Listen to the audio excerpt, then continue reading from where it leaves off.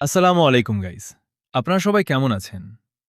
আজকে আমি আপনাদের সামনে হাজির হয়েছি কোয়েল পাখি সম্পর্কে কিছু গুরুত্বপূর্ণ তথ্য নিয়ে।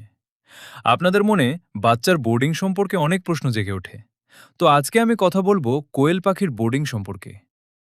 আপনাদেরকে জানিয়ে রাখি, কোয়েল পাখি পালনের সবচেয়ে গুরুত্বপূর্ণ অংশ হচ্ছে কোয়েল পাখির বাচ্চার বোর্ডিং। এটা ভালোভাবে করতে না পারলে অর্ধেক বাচ্চার প্রায় মারা যায়। তো চলেন ভিডিওটা শুরু করা যাক। প্রথমেই বলে নেই, কোয়েল পাখির বাচ্চা সংগ্রহ করার পরেই আপনারা ১ লিটার পানিতে লাইসোভেট মিশিয়ে তাদেরকে খেতে দেবেন। এর মাধ্যমে ওজনের শক্তি জোগাড় করতে পারে। দ্বিতীয়ত, আপনার একটি শুষ্ক জায়গা নির্বাচন করবেন এবং সেখানে ধানের গুঁড়া দিয়ে তার ওপর কোমল কাপড় বা দেবেন।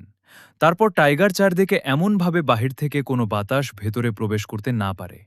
এবং আপনাদেরকে এটাও খেয়াল রাখতে হবে যেন ভিতরে অ্যামিনো গ্যাসের সংখ্যা বেড়ে না যায়। এটা কিন্তু বাচ্চার খুবই ক্ষতিকারক একটি গ্যাস। তারপর আপনারা সেখানে ৪০ ওয়াটের একটা বল্ব লাগাই দিবেন এবং ২৪ ঘন্টা তাদেরকে পাপ দেবেন। আশা করি আপনারা ভিডিও দেখে অনেক উপকৃত হয়েছেন। ভালো লাগলে ভিডিওতে লাইক, কমেন্ট, শেয়ার করবেন। ধন্যবাদ।